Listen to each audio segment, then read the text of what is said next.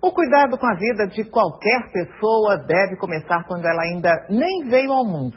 Calma, a gente explica. De acordo com os médicos, quando a mulher está grávida, deve fazer exames pré-natais para acompanhar o desenvolvimento do bebê e como está a saúde dela também. Mas o que acontece quando o feto apresenta algum problema no coração, por exemplo? Algumas mães entram em desespero. O certo é seguir a orientação médica, porque dependendo do caso, pode ser feita uma cirurgia ainda no feto, para que ele nasça mais saudável. E é isso que você vai ver agora. Nós convidamos a médica Renata Cassar, que ela é do IMIP, o Instituto de Medicina Integral Professor Fernando Figueira, para explicar como é possível tratar dessas doenças, quais são os exames necessários, todos os detalhes. Doutora, bom dia. Bom dia, Amélia. Antes de tudo, como é que a mãe, o pai, as pessoas que acompanham a gravidez daquela mulher podem ter a certeza de que o feto tem um problema no coração? Para isso é fundamental que ainda nas primeiras semanas de gravidez, lá pelas 20ª semana, seja realizado um rastreio do ultrassom morfológico de todo esse bebê. É aquele exame que vai detectar qualquer anomalia, seja ela na cabeça, dados cerebrais, renais, urinárias, onde é feita aquela avaliação geral no bebê. E aí, o ultrassonografista que está realizando esse exame tem que olhar o coraçãozinho de uma forma mais genérica e suspeitar que tem alguma alteração. E dessa forma encaminhar para um especialista. O problema é que nem todas as unidades da rede pública de saúde oferecem esse exame prontamente.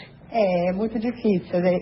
A demanda é muito maior do que consegue suprir as redes que têm o rastreio, né? A mamãe deve cobrar, então, né? Ela deve ficar atenta também quando for ao obstetra para acompanhar o exame pré-natal, pedir para que haja esse acompanhamento. Sim. E quais são os principais problemas cardíacos, doutora, que são identificados no feto durante esses exames? Na vida fetal, a gente tem a possibilidade de ver 3 tipos de alterações dentro do coração, que seriam elas no ritmo do coração, na formação do coração nele, que é a anatomia, né? Ela olhar se tem todas as estruturas, e também na sua função. E dependendo de qual é o tipo dessa alteração, nós podemos oferecer para essa mãe alguns tratamentos já na vida uterina, ou então, o que é mais importante, ela já está nascendo numa instituição preparada para atender esse bebê. Bom, o ideal é que se todas as unidades estivessem preparadas, né, na rede pública ou particular. Agora, no momento em que a mãe descobre que está esperando um bebê e que esse bebê tem alguma alteração cardíaca, o que ela deve fazer imediatamente? Bom, em primeiro lugar, quando ela tem essa suspeita, ela tem que ser encaminhada para um serviço que tem especializado em cardiologia pediátrica, né? Nós somos que tenha o ecocardiograma fetal, que avalia um estudo daí bem detalhado, realizado por especialistas, que são cardiologistas pediátricas, ecocardiografistas são treinados para isso. Feito esse diagnóstico, ela vai ter que ficar em acompanhamento nessa instituição. Se houver necessidade de ser internada para algum tratamento com problema no ritmo, por exemplo, receber uma medicação, a mãe, para que o bebê receba através pela placenta esse medicamento, ou nos casos em que ela vai precisar de alguma cirurgia nas primeiras semanas de vida, que ela já seja o seu parto programado, seja internada e seja realizada a intervenção. Porque nele é muito importante lembrar que dos problemas de formação do coração, de 38% a 40% vão necessitar de cirurgia no primeiro ano de vida, ou até inclusive nos primeiros meses. E se não tiver diagnóstico, essas crianças morrem na periferia. Bom, a senhora começou a falar dos casos aí, a gente vai ver agora o caso de uma jovem grávida que descobriu durante um exame de rotina que a filha tem um problema no coração. A senhora inclusive está acompanhando essa história, né? A gente vai ver agora. Sofia ainda está na barriga da mãe, mas o coraçãozinho dela bate quase 2 vezes mais rápido do que o normal para um feto no 8º mês de gestação. Foi durante um exame de rotina que Rosana descobriu o que os médicos chamam de arritmia cardíaca fetal. Que choque, né? A rotina da dona de casa, que já é mãe de um menino, mudou desde que o ultrassom identificou o problema no coração da filha. São 3 vezes por semana no hospital, para exames rigorosos e fortes doses de remédios. Você fica um pouco insegura, mas após o nascimento dela, eu espero que dê tudo certo, que isso tudo passe e ela não precise fazer nenhum tipo de cirurgia. O caso da Rosana aqui ele tem uma peculiaridade. O irmão do marido dela nasceu com um problema no coração e a avó dela também tem problemas cardíacos. Neide, será que a doutora sabe explicar se o problema no feto da Rosana tem a ver com isso aí? Doutora, é uma pergunta que somente a senhora pode responder mesmo. A maioria dos defeitos cardíacos congênitos em criança acontece em gestações normais, em mães que não têm nenhuma antecedente, nem familiar, porque são doenças congênitas na formação, e a formação é realizada bem no início da gestação. Mas se o pai ou a mãe, o avô tiverem... Sim. Aí isso que quando você tem uma história familiar de doença cardíaca prévia do tipo congênita, seja da mãe, principalmente, ou de um pai ou de algum filho, a incidência dessa cardiopatia se repetir, não exatamente a mesma, nos casos ela aumenta, ela aumenta 2 vezes a incidência, se a mãe é cardiopata, ou tem alguma história na família, ou se tem um filho cardiopata, né? Então você tem que pesquisar. Até tem uns casos interessantes que às vezes nós fazemos diagnóstico na criança e retrospectivamente examinamos a mãe e diagnosticamos defeitos cardíacos na mãe, que ainda tinha sido diagnosticado. Que não sabia, né? Agora, se a gestação estiver indo tudo bem, tranquilamente, e de repente a grávida sofreu um impacto emocional muito forte, esse impacto pode provocar uma alteração cardíaca no feto? Olha, isso já sempre a população liga muito, vai ver um susto e acha... Não, quando a gente está falando de defeitos anatômicos, são defeitos na formação, lá na estrutura. Em relação ao ritmo, o que pode afetar é você estar uma mãe com uma infecção, por exemplo, uma infecção urinária, uma infecção, alguma doença, ela tem uma rubéola, pode algumas coisas alterar aí o coração.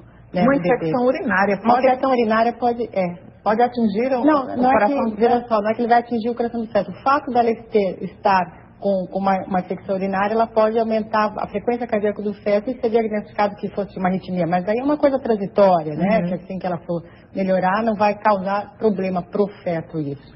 Mas é importante que ela tenha o seu cuidado geral, porque se ela tem algumas infecções que podem levar, infecções ainda na vida congênita, que podem levar a alterações no coração. A gente vai ver uma outra história interessante também, doutor. É o caso de uma família da Bahia que veio ao Recife para fazer o tratamento do filho, e a senhora conhece bem essa história. Vamos ver. O nascimento de Luiz Otávio, que hoje completa 9 meses, foi uma vitória da vida. Um exame feito na mãe, ainda na gestação, mostrou que o lado direito do coração dele era menor do que o normal. E o mais grave, a válvula que levava o sangue para os pulmões estava obstruída. Eu fiquei muito triste, chorei, aí passou assim, um filme na minha mente, assim, ou eu ia morrer ou o menino, na minha mente, era assim. Foi um parto de alto risco. O diagnóstico precoce no coração do feto permitiu um tratamento adequado e evitou que a professora e o marido vivessem um drama como a gestação anterior de Somália. O primeiro filho do casal nasceu também com problemas cardíacos e morreu poucos dias depois do parto. Com a chegada de Luiz Otávio, tudo mudou para estes baianos que moram na cidade de Salto Brígida e viajam quase 6 horas, pelo menos uma vez ao mês, para trazer o menino até o IMIP. É só alegria. A gente tem um cuidado toda atenção com ele, porque ele às vezes ele não pode chorar muito, porque ele fica roxinho, coisa e tal, então a gente faz o impossível para ele ficar bem e não chorar tanto. Minha vida é meu filho. Eu costumo dizer agora, assim, por exemplo, eu ando de moto, eu vou trabalhar de moto. Às vezes tem lugar perigoso, eu digo, meu Deus, se eu cair, me machucar, quem é que vai cuidar do meu pequeno? É assim, tudo é ele, eu só penso nele. Só nele mesmo. Minha vida é ele. Muitos pais, como o Jason e a Somália, que tiveram filhos que apresentaram alterações cardíacas, devem estar se perguntando, será que essas crianças vão ter problemas para o resto da vida? Quem pode responder isso pra gente, Meira, é a nossa entrevistada, né? É isso mesmo, viu, Peterson? Doutora, graças a Deus que essa criança está linda e feliz, a mãe e o pai estão bem. Então, elas vão ter que ter acompanhamento pro resto da vida? Aí nós temos vários casos, Meira, a gente depende do tipo da malformação. No caso deles, essa criança vai precisar de acompanhamento o resto da vida, sim. E tem que estar dentro de uma instituição especializada, fazendo de rotina exames, para a gente ver o momento ideal de uma próxima cirurgia e assim. E como é essa cirurgia, doutora? Nesse bebê, a cirurgia dele foi realizada nas primeiras semanas de vida, nesse bebê. Ela estava pronta, internada para nascer na instituição, porque assim que ela nasceu, ela precisou de uma medicação que para manter um fluxo para os seus pulmões prévio até aguardar a cirurgia, o processo das primeiras 72 horas. Partindo disso, ela foi submetida por uma cirurgia via cateterismo percutânea. Vamos explicar esse nome todinho aí grande. O que é isso exatamente? Porque nesse caso, você pode fazer a cirurgia, ela tinha a opção de uma cirurgia com corte ou apenas com a punção por uma veia, para chegar no coração e abrir essa região que estava fechada. Né? E nesse caso dela, ela teve a opção que nós temos lá no limite, tanto a parte da cirurgia cardíaca como a parte de hemodinâmica. E ela tinha um caso favorável para você manter um fluxo no pulmão à base do stent. Que nem esses stents que colocam nos uterâneos, só que você coloca nesse canal para manter ele tese. E o INIP oferece esse tipo de tratamento, os exames e também a cirurgia. Inclusive, dia 14 agora é dia do coração do feto. Isso. E vai haver um mutirão lá para fazer exames em mulheres que desejem observar como é que anda o coração do seu bebê? Sim, nós vamos estar oferecendo no dia 14, para as gestantes do 5º ao 8º mês, o exame do coração do seu bebê. Nós vamos estar numa estrutura com 8 máquinas trabalhando ao mesmo tempo para poder atender o máximo da população que se dirigir lá. Não precisa ser paciente do INIP, nós vamos estar abertos para toda a população. A gestante de 5º ao 8º mês, vamos tentar fazer um rastreio. E na eventualidade de se detectar alguma anomalia, essa mãe vai ser acompanhada, vai ser reagendada. Se não for paciente INIP, ela vai ser cadastrada e acolhida para fazer seu tratamento e seu parto. Bom, a gente lembra aqui que o INIP fica no bairro dos Coelhos, no Recife, e além daqui do Recife haverá outros lugares onde esse mutirão vai ser possível de ser feito? Simultaneamente, nós vamos estar vendo esse mesmo mutirão em Porto Alegre, no Instituto de Cardiologia, com o Dr. Paulo Zelim. Doutora Renata, a gente agradece muito aqui toda essa aula que a senhora deu pra gente e a gente reforça aqui a importância do pré-natal para descobrir como é que está a saúde da mãe e também do bebê. Ok, muito obrigada. Muito obrigada, viu? Obrigada, Um bom dia para a senhora. E a gente segue ainda falando